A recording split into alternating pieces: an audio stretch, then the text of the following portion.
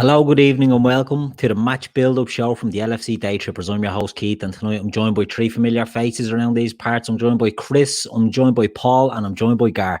Lads, how are we all? How are we feeling? Buoyant, I hope, and excited for tomorrow night. I'll start with you, Chris. How are you? I'm good, mate. What's happening tomorrow? Coronation Street. It's coming to a head with Leanne and Nick. I haven't a clue, mate. I haven't seen that one in a while. I think you might just recycle that every year, though. Yeah, it's worth a throw out. You know what I mean? It's worth a guess. But now, look, it's the big one tomorrow night, lads. It's an uphill task. But you know, how are we feeling, Chris? Are you confident? I'm not confident. I'm looking forward to it, though. Champions League nights are always fun. I can't be asked with the doom and gloom, though, that I've seen going around. Look, we were shit in the first game. We were looking to get away with 3-1. But, yeah, you know, 2-0 is not insurmountable. It's very difficult, but it's not insurmountable. You know, we've done worse. So, you know, head on. See how it goes. What's the point of writing off before it starts? Yeah, exactly. What about you, Paul? How are you feeling? Quite sort of calm, to be honest. When I reflect on it, I actually feel oddly similar to before the Barcelona game, like at Anfield a couple of years ago. Yeah, just very kind of calm and expectant. I suppose you could say quietly confident, knowing that we've gone into it, and like as Bracky says, like, you know, we've done worse, and we've overcome a lot worse odds, and you know, it's just going to be interesting to see how the strange dynamic of this season is going to play out, which I'm sure we're going to get into. Indeed. And what about you, Gar? Do you feel that the lads are quietly confident? It's a muscle memory thing, maybe, that we've been here before and we've overcome it. Would you be sort of feeling the same? Too many times, haven't we? I think it's just this season, the way it's gone, lads, the unpredictability of everything about it. Like, you don't know what's coming around the corner. The first half of the last game, like, you know, couldn't get any worse than that, really. I'm sure we're going to go into it anyway. But yeah, it's to me, I suppose the thing I cling on to is that this season has been so unpredictable. Listen, a lot's been said and made of our home form, etc. But listen, Anfield on a European night, and I know the crowd aren't there. It's still going to put them on a back burner a bit, hopefully, and we'll go into teams and stuff in a second. But now, yeah, I'll be like the lads. I'll be quietly confident. Yeah, indeed. Just going off unpredictability. Yeah, it's a touch of the unknown. Paul, can you not round up a crew and get down to Anfield full of drink and get off a few fireworks and a few flares and all, and sort of at least make the noise from outside? Well, funny you say that. I've just found out Real Madrid are staying in the Titanic Hotel just outside town tonight, so I'm going to round the crew up and go and stand outside the hotel, let some fireworks off at 3 in the morning, hopefully. Yeah, that old chestnut. I do. I'm a big fan of all that sort of carry on. I'm not going to lie. I figured out how we can, pull the fire alarm at 3 in the morning and get them all outside, like. Yeah, it'd be nice. Yeah, you'd still get shams looking for autographs off them. But look, if that actually happens, are they going to come looking for me now? I've said that on a live disclaimer. So yeah, you might just put it out there. Like, that's nothing to do with me. Like. I know. Could be an honest sign that staying in the Titanic. Could go them going down now. Yeah. Real hit an iceberg. I wouldn't mind it. But anyway, we go into the game tomorrow, lads. Well, we know, right? 3-1 defeat. We were meldy in that first game, but 3-1's better than 2-0. Do you know what I mean? Like, you get that away goal, it gives you something. Obviously, it's a big ask, and the reason it's a big ask is because of maybe the deficiencies in our team, more than anything else. You know, like, do we have the personnel to keep a clean sheet? Can we keep their attacking players who gave us the run around in the first game? Can we keep them quiet? Can we keep them over? But Real have problems of their own. You know, they've got issues at the back. They had issues at the back in the last game, and you'd never have known because of the way we played. But it's even more the injury news for them now. So, look, we'll hopefully see a bit more action from the Reds than we did in the first game. But we'll have a look at how we think Liverpool are going to line up. And Chris, I'll start with you. We've got what way do you think we're going to shape up into this game tomorrow night? What do you think what way do you think we'll go, and what would you like to see? I think he'll stick with 4-3-3, although there's part of things I quite like 4-2-3-1 just to go for it a bit more. But I suppose because he only needs 2 goals, I think Klopp is naturally a little bit more conservative.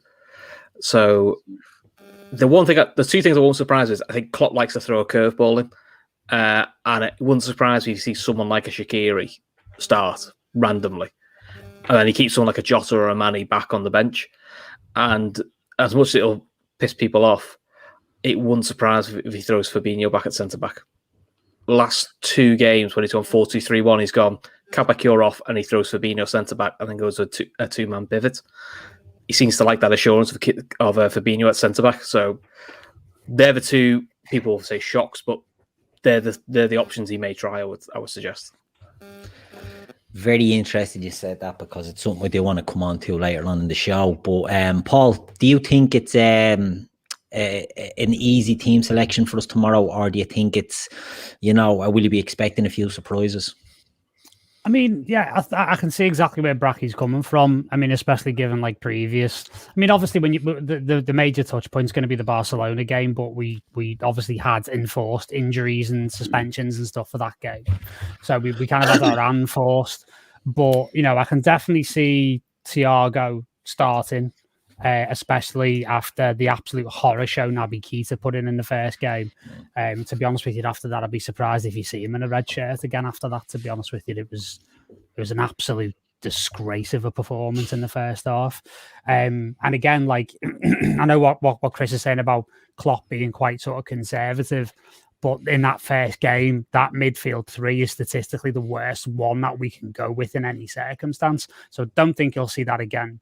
I can see where Chris is coming from in terms of Fabinho, but I think he will stay in midfield because he just gives us that solidity.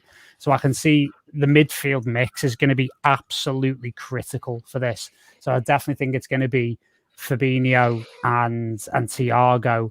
And I actually wouldn't be surprised if we get something like a James Milner in there, because we need that experience and we need a talker. We're very low on talkers in the team at the moment, where, when everyone's fit, you've got Jordan, you've got Van Dijk, there's no sort of vocal leadership in there if you haven't got someone like Milner at the moment. So I wouldn't be surprised if you saw Milner and then either the usual front 3 or Mane still starting from the bench and then Jota getting the start for me.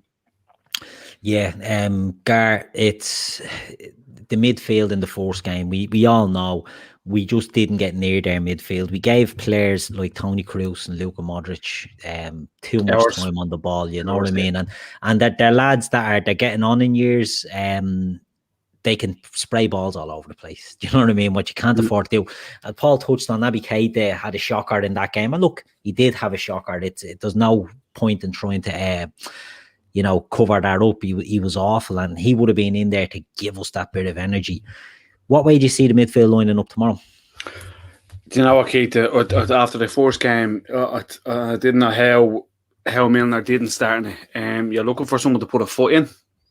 You're looking for someone who's going to give you loads of energy. You're looking for someone to cover that right side. I think Keita's average position in that game was obviously to cover, to give Trent a bit of support on that side, who in turn ended up having a bit of a nightmare because he's no link man. As you know, Keith, from coaching, we always have a link man near you, whether it's your centre half to your right full to your right winger. You've always got some sort of link, and that link didn't work that day. Hence, the first half being dire, that side being easily attacked. Because Keita doesn't help Trent out, in my opinion, and it was crying out for Milner at the start because he done so well in the game previous, and again the weekend he comes in and he's putting the foot in. Them last minute tackles, people like Kroos and Modric won't want that. Yeah, they won't want. Listen, they're at it years, right? But they won't want it in a game of intensity.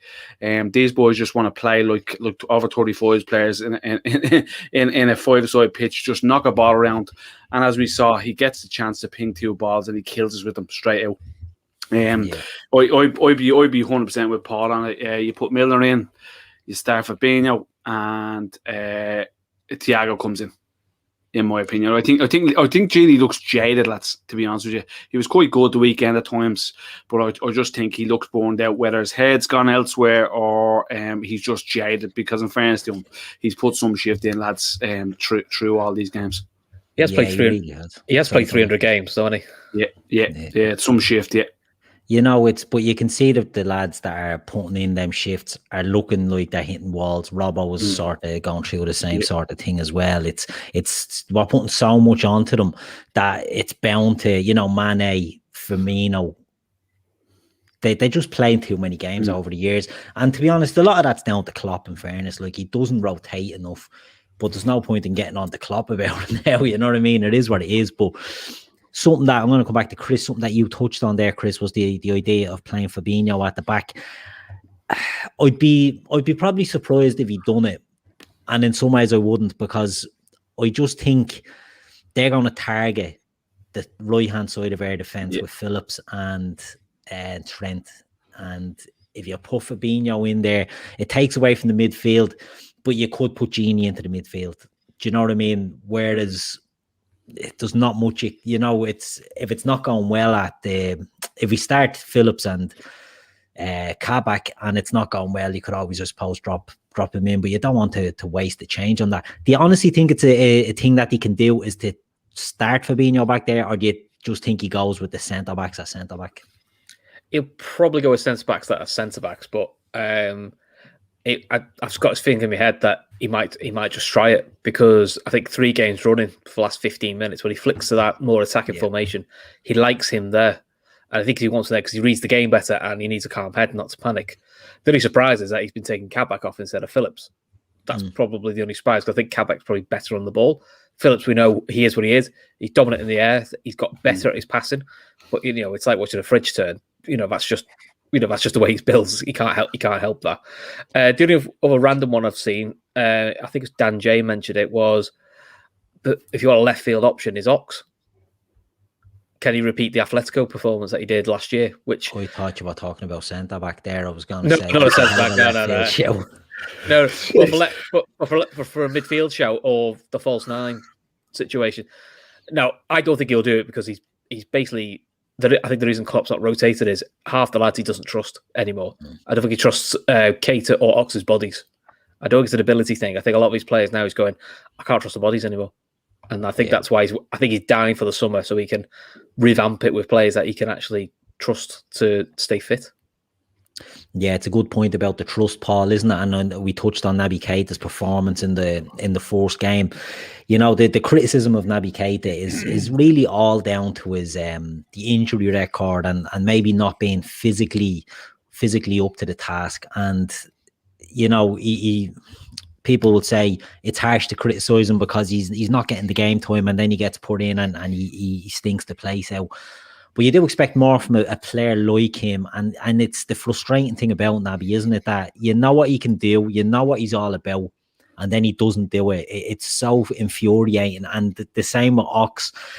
You want players that are just going to be able to go in there and give you 100% week after week, and it's where Gini, I suppose, has flourished. No, totally. I mean, he really is an enigma wrapped up in a mystery, Keita, considering how much we paid for him. You know, obviously anyone can go on YouTube and look at the condensed clips of somebody's best bits.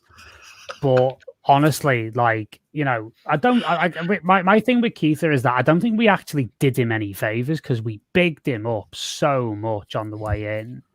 And it was reminiscent of, like, remember when Lucas Leiva signed, that he was supposed to be this mega box-to-box midfielder? Goal scorer number 10. Exactly, yeah. And then it turns out that he turned like the Titanic as well. You know, it was one of those. And honestly, the thing I go back, like, if you think about it, Naby Keita's death warrant was signed the day they got Steven Gerrard to give him the number 8 shirt. It's like, if you could say, if you get in a DeLorean and go back to Keita's signing day, you would stop that from happening, because it's like, we are setting you up to fail from minute one here. Like, seriously, like, don't do it, kid. Don't do it. Like, take another number, because there's Martin Skrtel's 47 for you. Exactly. Fabled 47. Exactly. Do you know what I mean?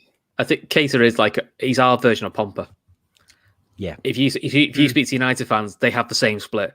Some love him, some hate him, some say he's an enigma, some say he's brilliant. We have the same situation. The only difference is actually Pomper plays.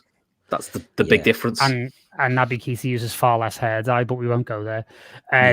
Yeah. For me, with Keita though, it's like, as you say, it's trust issue. You know, he's just never been able to get any momentum going. I've way more sympathy for Alex Oxlade-Chamberlain because on his day he is so essential to us and he provides so much impact. But there's a number of them in the squad that are, you know, quite frankly, like made of biscuits, as some of my friends say. Like, you know, you've got Matip in there, you've got Keita, you've got Oxlade-Chamberlain, and it's like that really damages squad depth and then creates an exhaustion situation for the players that you can rely on, like Genie, because they're doing the job of like 3 or 4 squad players, basically.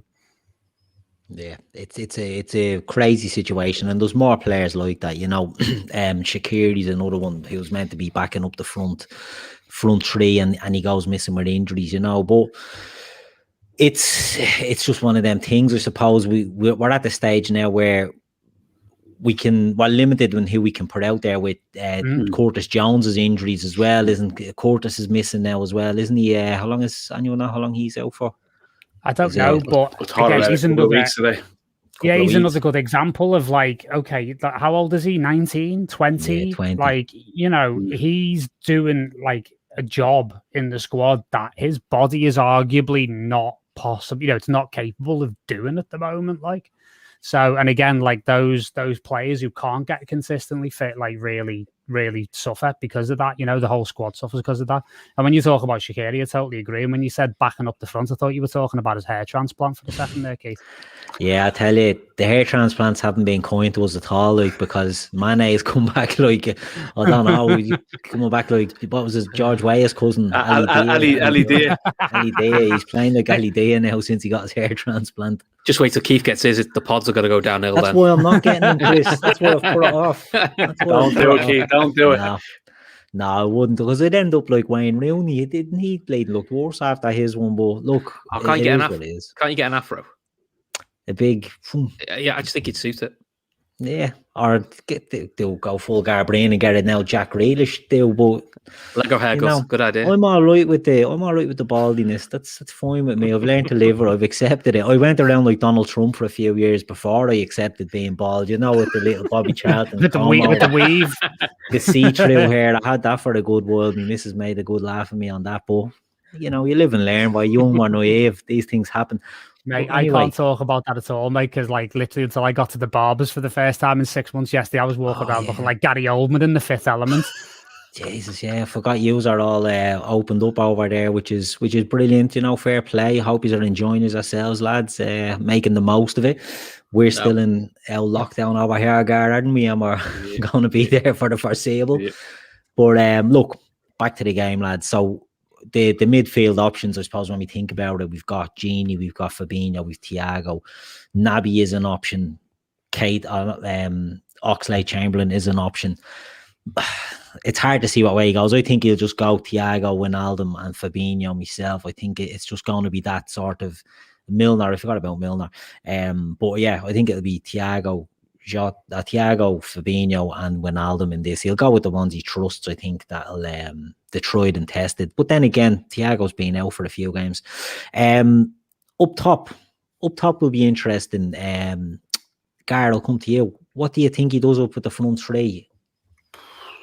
You just feel sorry for Mane. The 2 big chances he's had at the end of the games, he's just fluffed badly, hasn't he? Yeah. I'm gonna be honest. I think Mane sits it out. I think he starts Salah, Jota, and Firmino. Firmino didn't look too bad the other day. Should have had a goal. Let's be honest. Which one has done his confidence the world of good, but he wasn't bad in fairness in his general play. I thought he played well. I think he goes with them 3 up front, kick just to expose him a bit with Jota's movement and Salah's movement a bit. Yeah, it'd be interesting to see. Paul, what about yourself? How do you think he shapes up at the front? I totally agree with Gar. You know, I think, as I mentioned after the Villa game on Saturday, you know, that statistic of Mane only scored in like 3 goals in like 23 league games this season is pretty damning.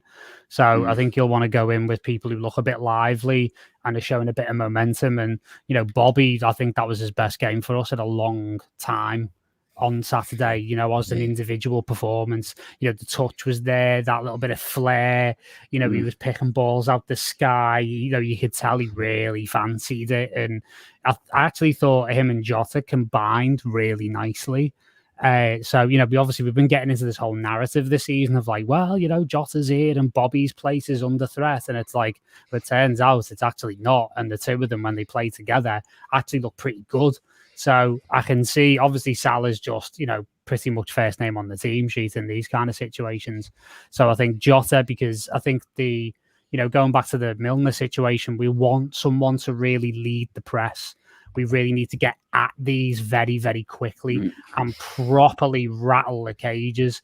And to have someone as hot as Diogo in front of goal in those early stages is going to be absolutely, you know, it's going to be absolutely critical. So Bobby, Jota and Mo for me. I was actually surprised, lads, that Bobby didn't start the first game, considering how they were going to play with the two of them, because he would have been the one to drop in and cause them a bit of a headache, you know, because he was going to nip in. And that's what he does. That's what his role has been for that setup for a long time now. And it was just so surprising the way he didn't start in that game, because he would have been the one to drop back and, you know, give them two a bit of a nightmare and not give them time on the ball. Yeah. It's very true. You know, it's very true. You need to unsettle these tomorrow. And that's where I want to go to next. So Real are coming into this game, and I think we probably, you know, their front three will probably be the same as the last time. It'll be Benzema playing through the middle with Vinicius on one side and possibly Asensio on the other. The midfield three will be the same, even though they were talking about Cruz having a late fitness test. He'll be fine tomorrow. So it's going to be Casemiro, Cruz and Modric. But at the back is where they have a problem.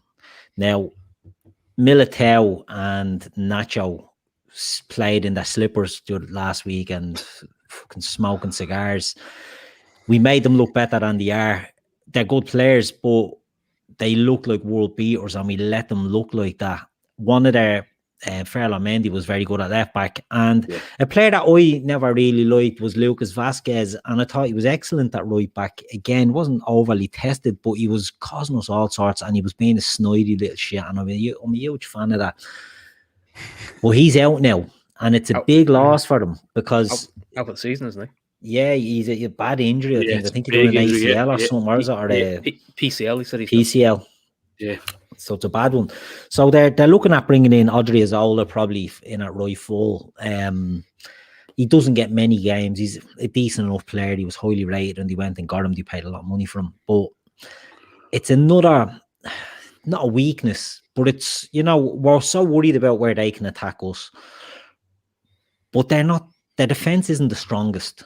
Do you know what I mean? Chris, would you think that their defense can be got at, or is it just wishful thinking? We need our front lads to be, you know, on it from the start, but it could definitely be got at, because the only thing that gives you a little bit of hope is the first 15 minutes of the second half, where we actually pressed them and went at them and forced the mistakes and got the goal. And we then lost our way again. That was the issue. So the defense can be got at. But I've got a feeling, as much as people won't like it, I think Mane's going to start. I think he's going to leave Jota on the bench as his break glass, that's 30-minute fella. Yeah. Because I think he'd flick it the other way around, as we saw against Villa. You know, when Mane came on, it's like he'd never seen a football before. He just had one of those halves. You know, all players have had them, and I just think Mane may be one of those players. You're probably better starting him and bringing him off. Because one thing with Mane is, although his final ball is crap at the moment, his work rate's what you need. And I think against a right back who's not played too much, at least he might be able to win frees and at least might be able to cause some issues in that sense. And then you bring a Jota on for the last half an hour, hopefully, to make it 4-1. Yeah, it's very true, very true. I mean, I agree with you. I think if you're looking to make an impact, Jota is the one who can make an impact if you're having to chase it, whereas Bobby traditionally has never really been a good sub. PSG, I think, after he hurt his eye that time at Anfield was the exception. And Stoke a few years ago, he comes on and scores, him and Coutinho. But, you know, he's not going to really be the one you're going to bring on. And Mane, I agree with you, has looked toothless when he's been coming on recently. So maybe it is a case of bringing on Jota. But at the back, you know, for them, Militao was a quick player. Nacho was a strong player. Paul, how do we, can you see us starting the game really putting the foot on the throat and going for them, or do you think we'll phase our way into it and try to sort of match them up? Or is that they're all dangerous tactics, I think, at the moment. We're not in great shape, you know what I mean, to be pulling out a masterclass here. But how do you think we approach it with them? I think, honestly, we've got nothing to lose. So I expect us to go absolutely like a bat out of hell from kickoff against them. Because I think what they need to do is really get in amongst them, really get the cage rattled. And again, as you mentioned in the first game, we just sat off and just gave Tony Kroos the keys to the city, basically.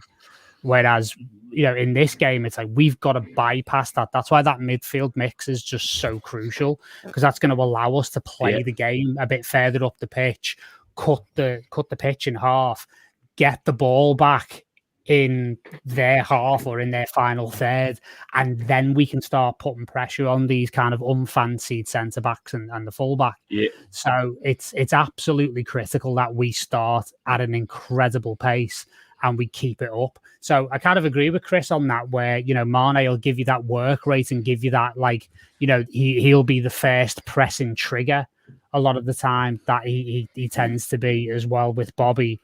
And again, I think Bobby's going to be crucial to tomorrow because of what he does going forward, but also because of the shift that he'll put in. He'll drop back into midfield. He'll become that extra man to deny the likes of Kroos and Modric space, as well as form that fulcrum up front as well. So that's the way that it's got to be for us. And again, the added benefit of that, it'll take hopefully some of the stress off the centre backs as well. And it'll make, again, Fabinho's work a lot easier. Thiago will have a bit more space to breathe. We've just got to take that, 5 or 10 yard step further up the pitch and really go for it with the counter press and get that on point. Because if we get that on point, there's going to be opportunities there. Indeed, Gar. As Paul has touched on, the sort of press and the intensity from the start. Do you see us going in like that, or do you see a different side of Klopp? One of the lads said earlier he's a bit more maybe pragmatic than he sort of has been. Do you think he goes into this one too cautious? No, I think in these games, I think we've always seen it. We've always come out as like hellraisers. Yeah, we've wanted to go at it. We need to do it. Okay, we can't be pragmatic here. Let's be honest, because if we go in with that attitude, we could start off like we did in that other leg.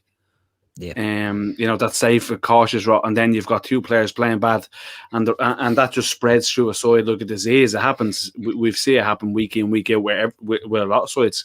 I think we get straight at it. I think the players who are put in will be players to drive that intensity. Listen, I'd like to see Milner put in for that reason, because I know he'll put the foot in, and I know he won't give them two guys in centre mid, Kroos and Modric, 4 hours on a ball like they were going to get the last time. But listen, whoever goes in there, if Genie goes in, always energetic, to be fair to him, even though he's running on bleeding extra fuel at the moment. Yeah. I think the intensity is hugely needed. That press, that everything is needed tomorrow night. I don't think he goes in pragmatic, because if he goes in with that laid back attitude, I think it could be a horror show. Yeah, indeed. Chris, something Gar touched on there was, the Milner inclusion into the midfield will give you that sort of leadership and that organisation, maybe at the expense of Genie. And could you see Genie being another impact sub?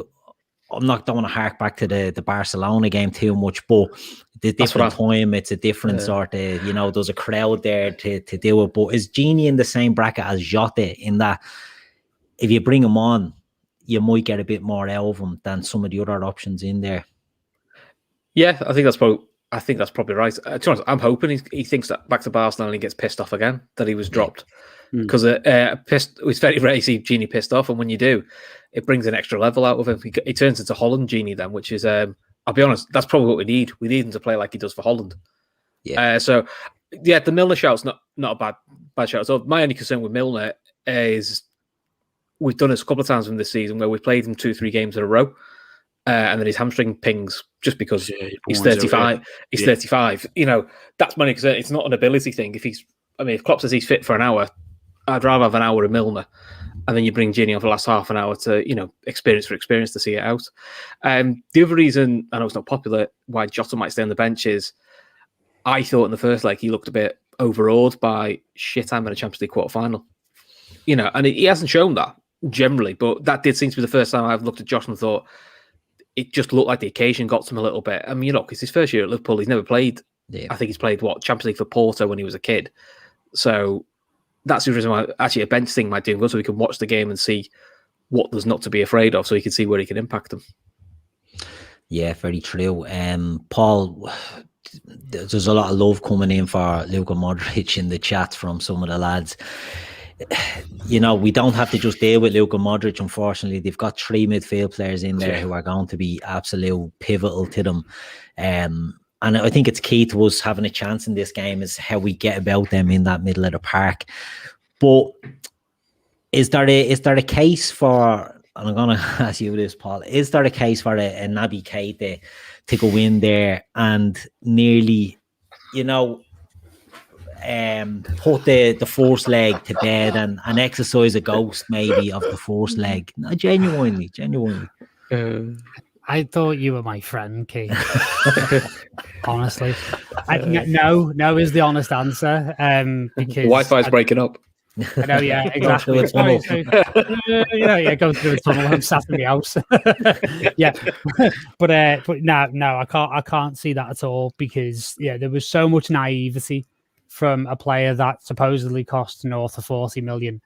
And I actually think, upon reflection, I think it was a bit unfair to throw him in like that. He needs games. He needs to be played in. If he had a run of 2 or 3 games and was showing a little bit of form, I could then understand bringing him in for the first leg. But honestly, I can't see it. And and yes, definitely lay off the cans. I think somebody might be doing this deliberately, don't you?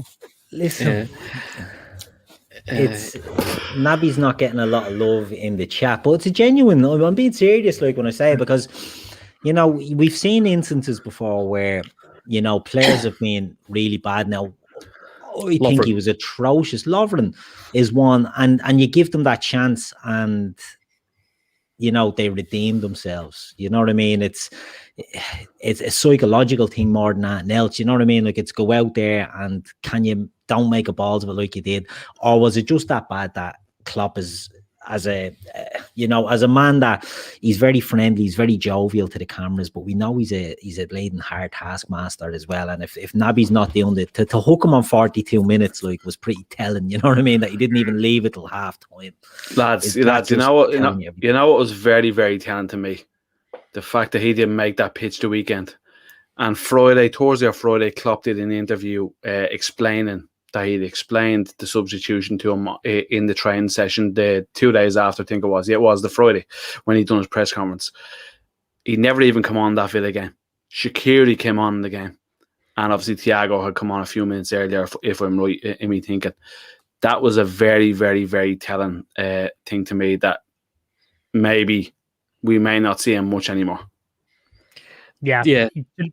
Do you know what, I'm sorry, just to finish off on that, he's got the look, Keith, of one of those really, really annoying players that we'll sell to somebody like Leicester, which is what the rumour is at the minute, and he'll go to Leicester and he'll turn into N'Golo Kante.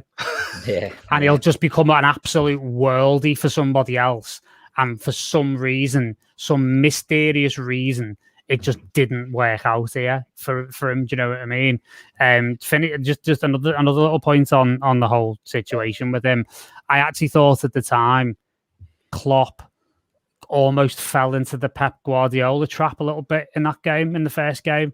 I think he might have been a little bit guilty of maybe overthinking it a little bit maybe being a bit too cute. Which, thankfully, those type of situations with Jurgen are very, very, very few and far between. but when they come up, they tend to be significant, and it was definitely the case there. I often wonder as well, like in the aftermath of the first game, how much playing at Real's training ground also like made a weird contribution to it, because it kind of like it let all the air out of it. It didn't really feel like a Champions League quarter final. It was a bit like watching Spurs play at Marine. Do you know what I mean? It was a bit weird. Yeah, it was a bit of a weird vibe, and I think Real kind of played to that a little bit. I think if the game was actually played at the Bernabeu, you know, I think it might have actually like woke us up a little bit more, because it was like, right, we're in the Bernabeu. There might not be anybody there, but this is a big game because we're here. Yeah, occasion, a sense of occasion would have put them in. Yeah, you played the Bernabeu. It's full of tractors and cones, so to be honest, it would have made the game more interesting. The culture is totally taken out again. Playing at that stadium, in my opinion. The thing Free Will brought up was, you know, saying it's probably Klopp's fault. It was a massive risk to play Keita, but that's where my issue is with the likes of a Keita and Oxlade-Chamberlain. Is these are £40 million players, and we're going big game, bit of a risk to put him in. It shouldn't be. It shouldn't be. You know, if they should be able to apply themselves. Even if you have been out of the game for a while. You know, Naby Keita's not a novice. He knows how to play. We have seen him play well. You know, I expect a bit of rustiness, but I expect him to do his game, and he didn't do anything that's in his game. He wasn't the only one, in fairness. But, you know, as much as people say, oh, it's Klopp's fault, you know, it's a big risk, there is then a question to look at someone like Naby Keita going, why are you seen as a big risk if the ability's there? Yeah. I mean, he's a £53 million signing, isn't he? He's the third highest signing, is he, in there? Yeah. If you thrown Jones in and we said it's a big risk, well, yeah, it is. He's a 19-year-old kid. You know, that would have, then you would have accepted that's a risk, you know. But a £53 million player, like if he throws Ox in, Ox being thrown in shouldn't be seen as a risk, but it is. Yeah, true. I mean, it's an interesting one. Now, LL Lad has put up a comment there, lads. I think defensively we'll get found out. Trent and Phillips' side is a place of weakness, and we touched on that earlier. And sort of leaning on the idea of Fabinho going back there. But on Trent, Gar, I'll come to you on this one. Trent was pretty bad in the first leg. He had a horror show, and maybe me redemption story I was trying to push there about Keita. Maybe it's Trent who has the redemption story this time, because me and Paul, I now done the post game. None of you were on the post game show the other day, was? Paul, Pete's kids and his kids. And we spoke, you know, Trent didn't have the best game on Saturday either, but he comes up with a 91st minute worldie to win the game. You know, is that the kick that Trent needs? Can you see something big from Trent tomorrow at home against Real with a point to prove? Is he the one that's going to be the sort of phoenix from the flames that can rise up from a poor performance at the Bernabeu Junior, or do you think it's a worry, him and Phillips on that side? No, I think he'll be back on it tomorrow. I think the redemption, the winner, the weekend helps his confidence massively. If Milner does come in, or you know, I think Fabinho starts centre mid anyway. But we're looking to that right side, and Fabinho will cover that side naturally if we are getting caught out a bit, in fairness, on that side, or if he's got milling down that side to whip balls in, or to, you know, to verify our attacks. I think that whoever starts to that right side of that midfield tree is hugely important tomorrow. Whether it's Milner, whether it's Gini, I don't think Keita goes in. Listen, we can argue all day the twos and fro's and the Twitter talk, etc. It was probably naive to put him in the first place. Let's be 100% honest about that. Whoever starts that side is integral to how he plays tomorrow night, in my opinion. I thought the weekend he was better, a hell of a lot better than he was, but there was still a couple of mistakes, a couple of defensive situations he done well in. To be fair, Keith, thought Robbo was excellent the weekend actually. And certainly back on to who was better form. But I think it's hugely important. Whoever starts over to that right of that midfield tree to cover that, to assist him on double ups, etc. Or overlaps will be the biggest dictator of how he plays tomorrow. Yeah, Paul, I mean, the big issue is the pace that Madrid are going to play with. They're going to just look to spring Vinicius over the top all the time. So if we look at the possible, you know, Phillips on the right side of centre back and Trent in there with whoever we put in front of him, because the problem is we've no pace to play on that right hand side of the midfield three. So whether it's Milner, whether it's Gini, they're not going to be able to, you know, really match any runs from Vinicius. So as Mr. Coleman says there on the screen, Fabinho to sit in between Phillips and Kabak, is that something that you think we could see? Is maybe, I know Klopp isn't going to probably change it and try and reinvent the wheel, but if Fabinho dropping deep and nearly splitting the centre backs and pushing Trent maybe a little bit further up, so Trent is the one nearly covering on the right hand side, or is that just asking for trouble, do you think? I think that is asking for trouble, to be honest with you. I think the shape tomorrow will be, it'll be like a 4-2-1-3, basically, the way I'm reading it. I actually really like one of the shouts in the comments of putting Milner in that right central midfield slot, because he can do the dirty work for Trent and still get about and still be that leadership voice and really get the press going.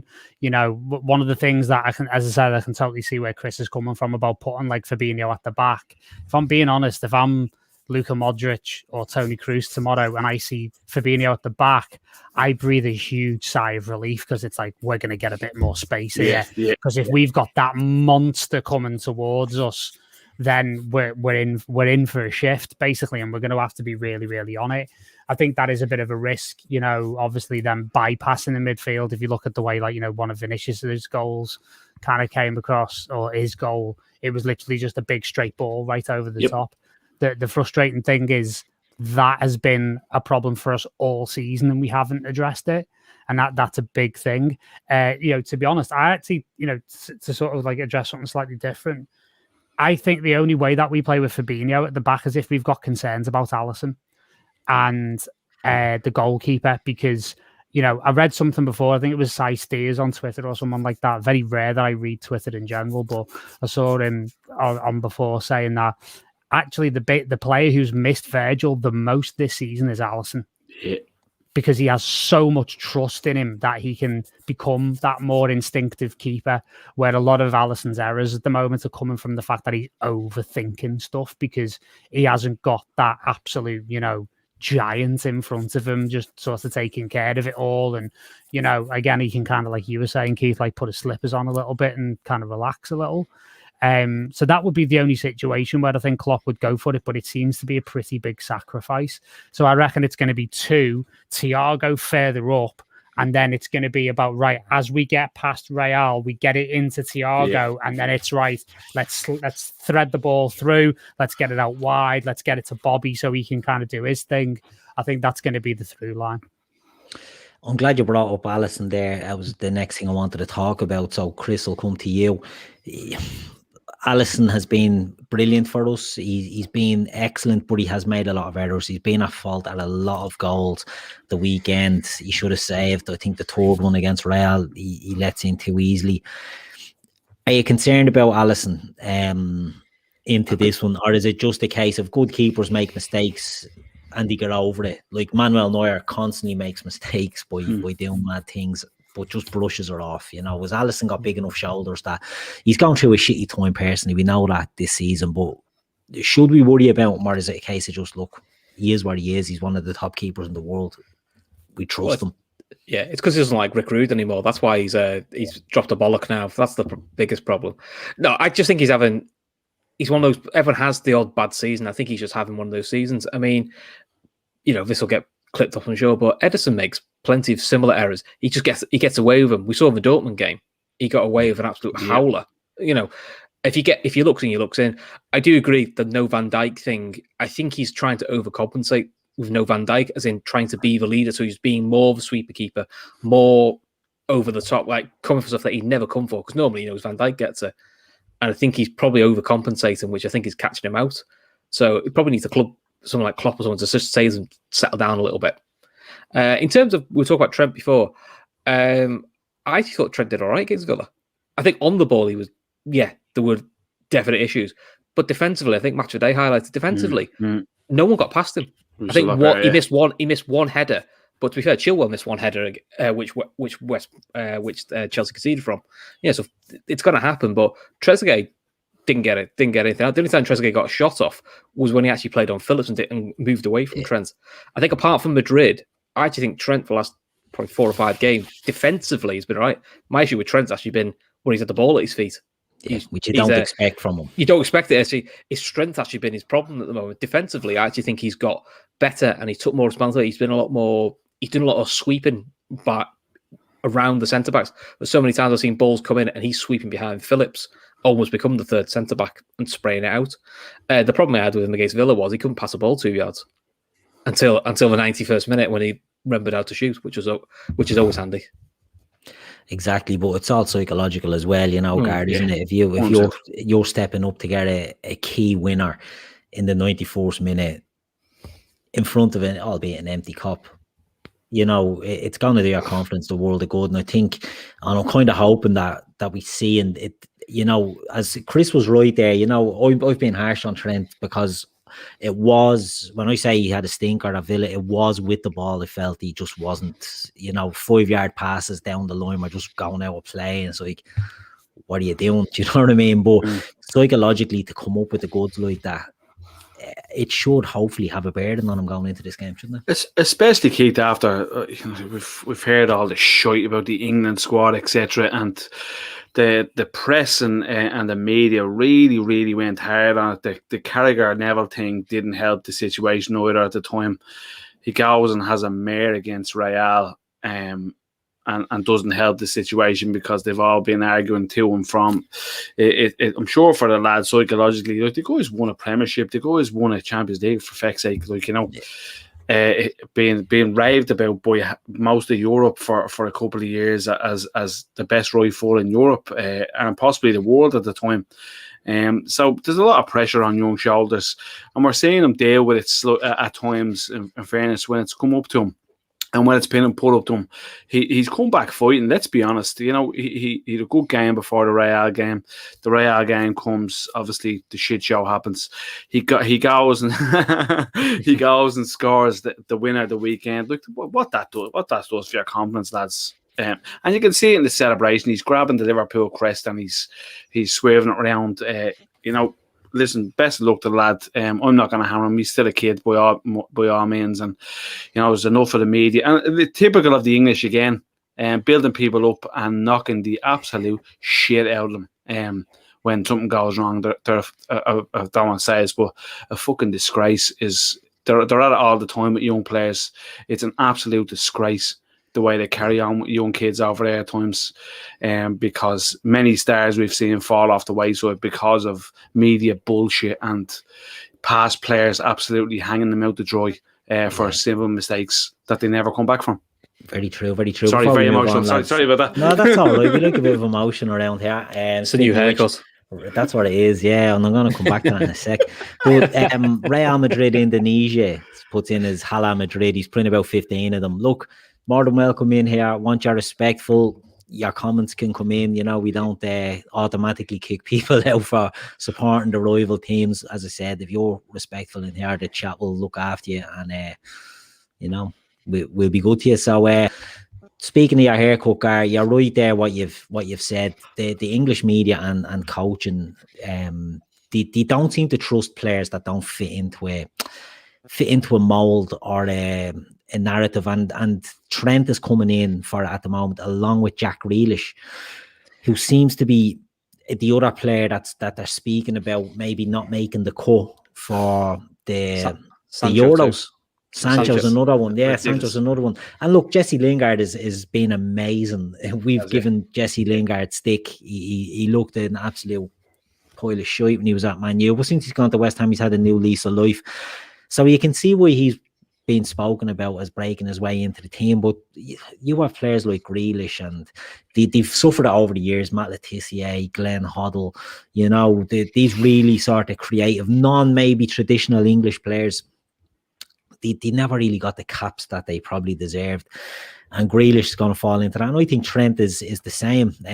We spoke on the post-match show after the Villa game where I'd said is he he's not a traditional fullback. Do you know what I mean? So Gareth Southgate, it doesn't have the imagination to do anything with a player like Trent. He'd rather have Reece James. He'd rather have Kyle Walker, Kieran Trippier, because they're more, what you want out of a right back. They're more what he played with in his playing days. Do you know what I mean? And maybe that's a bit harsh on Gareth Southgate. And people in the chat might think I'm being a bit harsh on Southgate, but I just don't think he has the minerals to be getting the best out of a player like Trent. And some will say that's damning on Trent because he should be able to just go in and play, a standard right back. But, this kid is a talent. You touched on it, Gard. Two Champions League finals, 2 95-point Premier League seasons at the age of 22.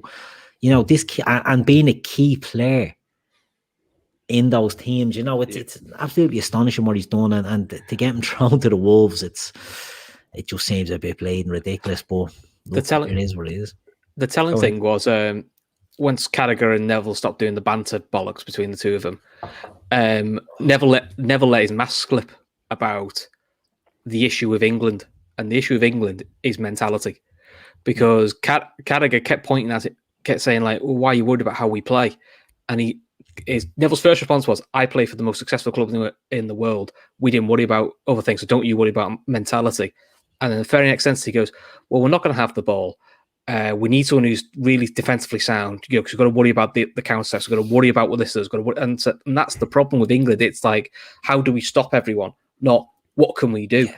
And this is probably England have got a crop of players who, Grealish, Foden, Mount, who I've got a bit stick to early this season. Yeah, and, he's put egg on my face, which so be it. Will be the first time I've got a player wrong.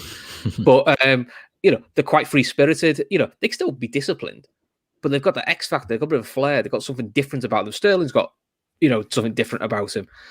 But no, we've got to play now. It used to be the rigid 4-4-2. Now we have to play a 4-3-3 or 3-5-2. Well, why? You build the squad around what players you have. And if you have these very talented players, think of ways of getting them in. So England have got 4 or 5 decent right backs. But Chris, his last tournament, he goes and he was so defensive. They score penalties through the mouth. His last international game, he plays 2 holding midfielders when he's got all that attacking midfield talent. What the hell?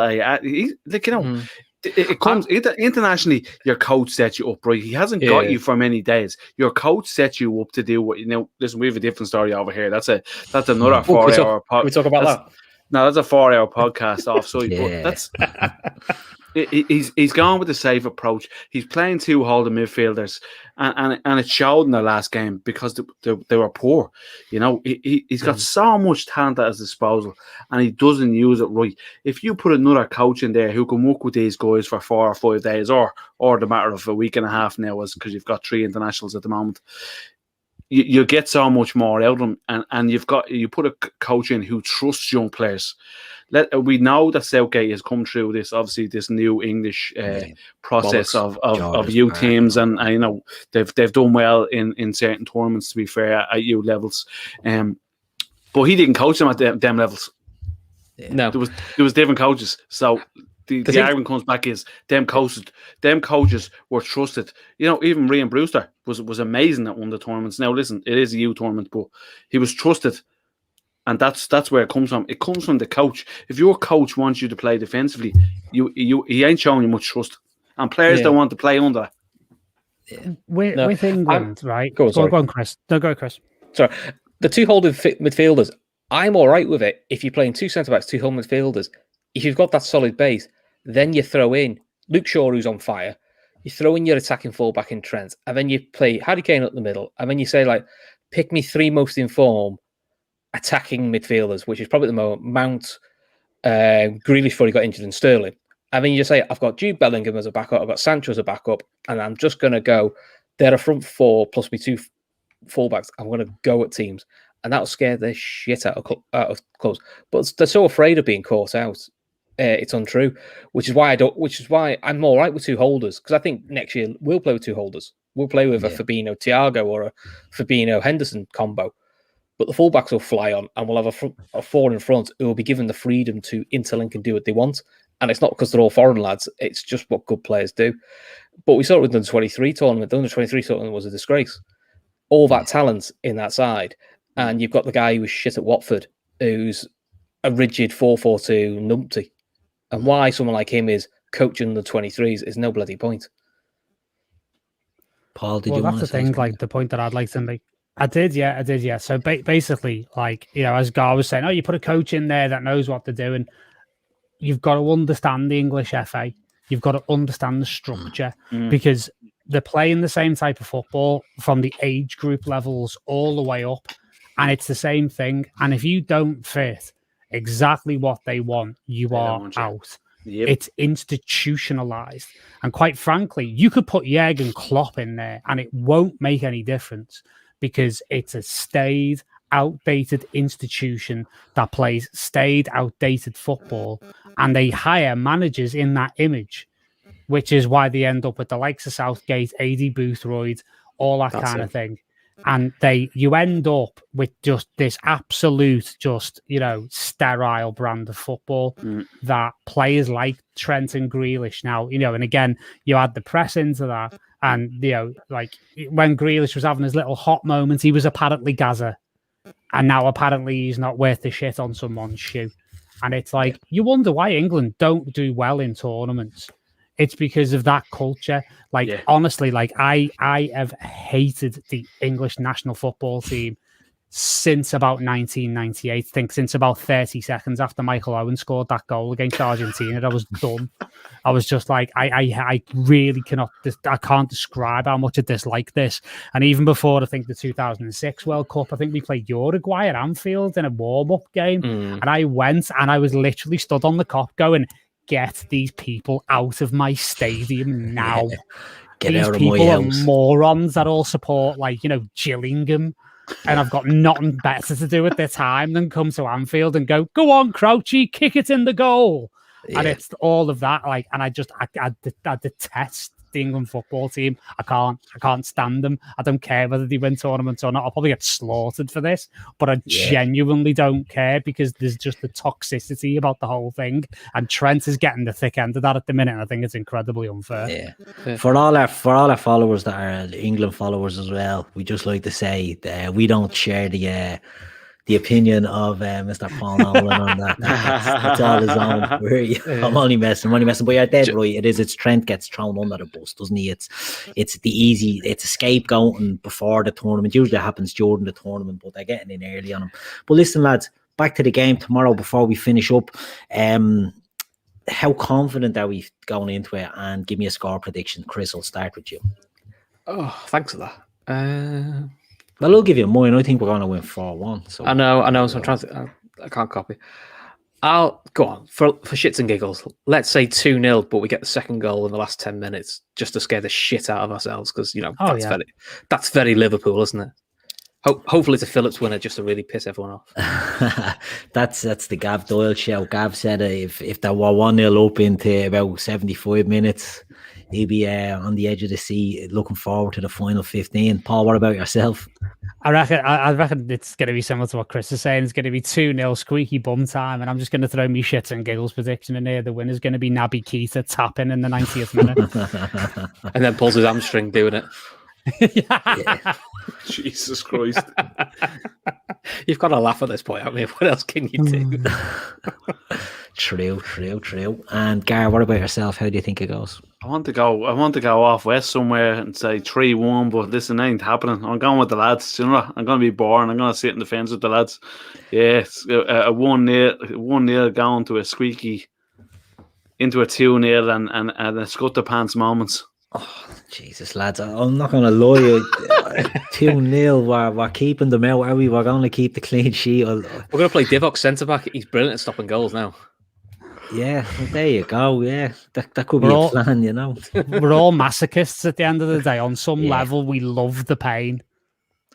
It's worth it in the end. I just don't think we have it really in us at the moment to grind out a 1-0 to 75 and then go for it at the end. We didn't say grind. It might be 1-0 and then a bit like the PSG games tonight. It's hitting the bar, it's hitting the post. It's going on someone's arse and going wide. I think I don't think it's grinding it. It's got to be like, seat of your pants. Shit, it's still 1-0. How is it still 1-0? But you not think, and before we finish up, that's been a problem at Anfield, especially where we're creating 25 chances and not taking them. Does that seep into the players the longer it goes on? I mean we're 1-0 up and then we're Madrid taking are good chances. we're 1-0 up. Then Madrid are pinging shots off the bar every 2 seconds, or where else they're going, fucking hell, this is good. That's the Liverpool way, isn't it? Chelsea, 5 was, was a batten down the hatches type of job as well. So it feels like it might be that sort of a game, which is horrible to watch. But look, lads, we'd take anything, wouldn't we, to get in there? And if we can get over the line, we play Chelsea in the semi-final. I'm not saying Chelsea are a very good team. We're not in the best of form, but it's an incentive. It's something for the lads to look at and say, look, we can beat Chelsea. We get over this game, put it all into this game. And, we shouldn't fear. I know Chelsea beat us there recently. We're better now than we were then. You might have Henderson back for that as well. Yeah, you never know who you get back as well might make a difference. But it's giving you that sort of a carrot nearly to say, right, get this one done, put it all into this game, and then we'll look at it after that, and hopefully we can get into into the mix then for a semi-final place. But it's not going to be easy. Real Madrid are a good team. We've seen it in the first leg. They're a wily team. Zidane is a wily coach. He knows what he's doing. He doesn't get enough credit, in my opinion, as being a good coach, because he's come back in there and he's doing okay. They're up with Atletico, are doing their best to throw away the La Liga, and Real could sneak in there as well. So, I think we're probably guilty of underestimating them a bit, but I'm going for 4-1 nonetheless. For 4-1 for everything, because why wouldn't you? Because, what else are you in it for? Do you know what I mean? Absolute top red stuff. It has to be done. The spirit of Andy Young will never be dead when I'm doing predictions here. So, was anything else? The flag show last night, which was really interesting. Yeah. How has he not got FSG in and top red on his flag? I was shocked. I was waiting for those two things to be on his flag. He has them already. I know, right? That's why I haven't seen them ones yet. Yeah, he's waiting for Anfield to open back up, and he's going to unveil them all, cover the cop in them. Notions. Yeah, notions. That's it. He didn't want to put too much on it. He didn't want to cheapen his flag by putting too much stuff. Is he going to do a design where it's going to be like all the classic managers and then LeBron James at the end? Like? No, I have to say his flag is the business. It's great. It's really good. It's absolute quality. Yeah. It's the work. If people are into it, get on and have a look. Handmade Banners, I think, is the name of the site, handmadebanners.co.uk. Absolute quality stuff. So get on, have a look at that show. But look, I've thrown in a mad prediction. I stand by it. I'll be putting my hand out to be slapped if we don't get beaten. But that's the point. Why would you be a fan of you? It's like every year, it's going to be a year when we hadn't won the league in 20 odd years. Because why wouldn't you? What's the point? Do you know what I mean? There you go. Andy's the ultimate top red. He is fair play to him. Yeah. The ultimate top red, the toppest of the top reds. But anyway, look, I've keeping you for over an hour tonight, lads. Thanks everyone for joining in on the chat. Tomorrow night, Jamie will be doing the midweek fix. It will be a post-game show. I don't know who's on with him. I think Grizz might be on that, but I'm not too sure who else. I think Shawnee's on as well. Is he? Yeah, so it could be Shawnee and Grizz. I don't think Gav is on. Jamie might get someone else in, but that'll be on. I'm not sure if Grizz then has a carnage this week, but then Chris, you'll be back for Friday forecast on Friday, I'm assuming. Yeah, it's Paul's making his debut with me presenting. Gav's coming on just to shake things up. Keep an eye on you. Yeah. And after his heel turn 2 weeks ago, Conan's coming back on where he managed to piss off the whole chat with his favourite game, which was just an absolute glorious shout. I've tried not to laugh, but it was the best heel turn I've seen. The only thing I want to heel turn. Oh yeah, the only thing I want to give a quick shout to is Northern Ireland women have actually just qualified for the Women's Euros for the first time ever, with Liverpool's vice captain Rachel Furness playing in both games. So there you go. Big up for the Northern Irish ladies, our women's team these days. Chris, you keep your finger on the pulse of the women's football, don't you?